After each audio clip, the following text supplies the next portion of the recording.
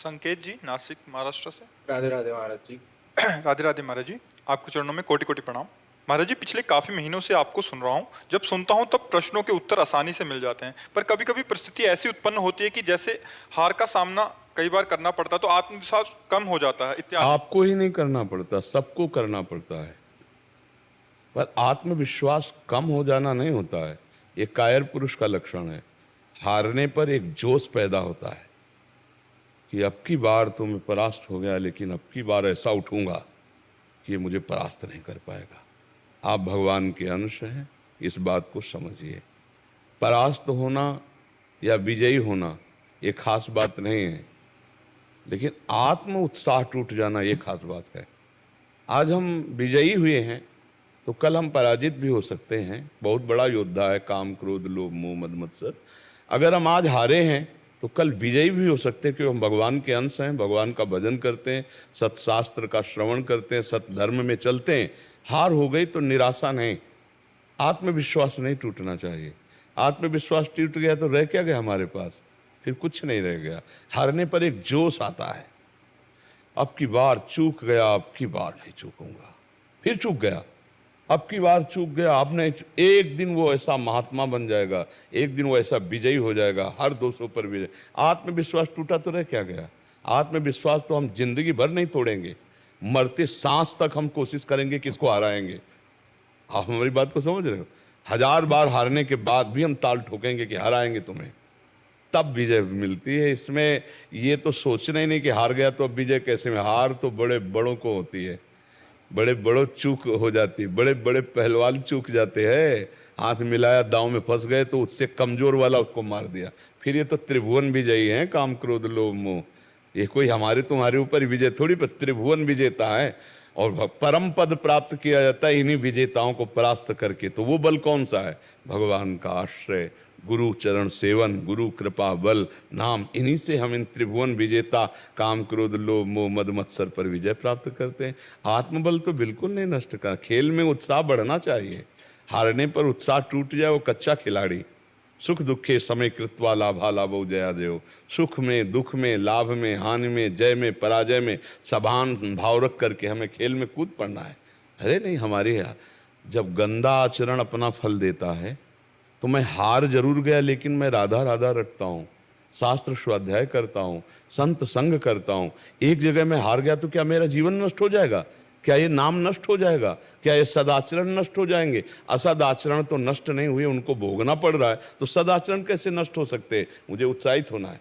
एक बार चूक गया फिर उठूंगा, फिर गिरूंगा, फिर उठूंगा। ऐसे करते करते मैं इतना मजबूत हो जाऊंगा कि कहाँ गिर गया, किस कारण से गिरा, ये मैं कमी पकड़ पाऊंगा और निकल जाऊंगा। और सच्ची बात है बच्चा, गिरना तभी तक है जब तक अहंकार है इस मार्ग में। और जब अहंकार नष्ट हो गया तो कोई गिरा ही नहीं सकता है।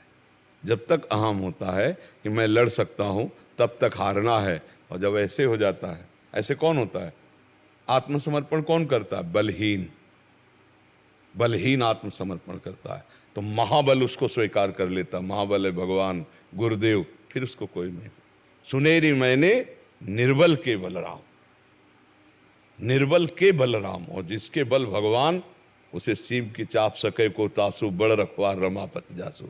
जिसके रखवार भगवान है उसको ये संसार प्रपंच, ये नाना प्रकार की निंदा, स्तुति, घृणा, ये सब यहीं भरा हुआ है। आगे बढ़ो, हारना नहीं, हारना नहीं, अंदर से हारना नहीं। बाहर से अगर हार हो जाती है तो कोई बात नहीं, खिलाड़ी ही हारता है, दौड़ने वाला ही गिरता है। गिरा हुआ पड़ा है वो क्या गिरेगा? इसलिए अच्छे बालों को आगे बढ़ो। निराशा नहीं होनी चाहिए, उदासी नहीं होनी चाहिए, और जिद्दी स्वभाव बनाओ। एक बार हार गया तो अब मैं अपने को इतना पुष्ट करूंगा कि हारूं नहीं। फिर हार गया तो फिर। आजकल क्या होता है, आत्मबल, आत्मोत्साह नष्ट हो जाता है। स्कूल में हार गए, परीक्षा में फेल हो गए, बच्चे आत्महत्या के लिए तैयार हो गए। आत्मबलहीन होने के कारण तो हो गया। किसी ने ब्लैकमेल किया हो, आत्महत्या के लिए तैयार हो गए। किसान की फसल नष्ट हुई, आत्महत्या के लिए तैयार हो गए। कहीं हम हार गए तो हम, अरे ऐसे हमें ये छोटी मोटी बातों में हम अपने अमूल्य जीवन को नष्ट कर देंगे। नहीं, आज अगर अभी आप अपनी मृत्यु स्वीकार कर ले कि मैं मरा, तो आप लाखों को भयभीत कर सकते हैं। तुम्हें देख के लोग भयभीत हो जाएंगे। क्योंकि केवल तुम सोच लो ना, एक ही बार तो मरना, मैं मरा, अब देखता हूं कौन मेरे, सब भयभीत होने लगेंगे। यह आदमी मूडियल है, कब कहाँ, इसको कोई भय नहीं है। अभी अभी तुम इतने कमजोर क्यों बनते हो? ऐसे काम क्रोध लोभ ये भेड़िए की तरह बच्चों को डरवाते हैं, ज्ञानियों को नहीं। जिनको सच्चा ज्ञान हो गया, भगवत मार्ग पति को जानते, ये पूछ दबा के भाग जाते थे। अगर ऐसा ना होता तो संत जन कभी भगवान को प्राप्ति नहीं कर पाते। और संत का वही स्वरूप होता है जो शास्त्रों में वर्णन है। हाँ, संत पैंट शर्ट में भी हो सकता है, संत बच्चा भी हो सकता है, ऐसा नहीं। श्री सुखदेव जी 16 वर्ष के है ना, और बड़े बड़े ब्रह्म ऋषि खड़े होकर उनका स्वागत कर रहे हैं। 5 वर्ष के ध्रुव जी है, अटल पदवी प्राप्त की।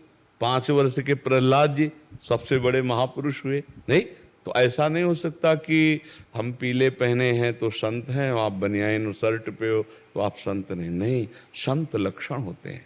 तो भगवान संतों को प्राप्त, देखो विभीषण से कह रहे तुम सरी के संत प्रिय मोरे। अब विभीषण जी कौन सा वेश रखे? राजमंत्री हैं, रावण के भाई हैं, उनका हृदय संत है। भगवान हृदय की बात को देखते हैं, हृदय से कभी नहीं हारना चाहिए। ये तो पक्का समझ लो, ये हम सबके लिए प्रार्थना करते हैं कि किसी भी परिस्थिति में हारना स्वीकार मत करो। आत्मबल को छीण कर देना ये बड़ी हाल होगी। और बाहर हम हार गए तो आज नहीं तो कल जीत जाएंगे, जीत जाएंगे। आप खेल में देखो ना, कहीं परास्त होता है तो कहीं विजय कप लेके आता है कि भाई हम जीत गए, होता है कि नहीं? आप देखो ना, प्रगट लीला में देखो संसार में, तो तुम भगवत मार्ग के पथी को हारना नहीं। परिस्थिति तो आती, किसके जीवन में परिस्थिति नहीं आती? किसके जीवन में संघर्ष नहीं आता? भारी से भारी कष्ट भोगने पर भी, अपमान निंदा तिरस्कार धर्म में चल रहा है तो कम से कम अगर कोई कह दे वाह भाई वाह, तो एक उत्साह मिलता है ना। नहीं, वो और उसको गाली देगा।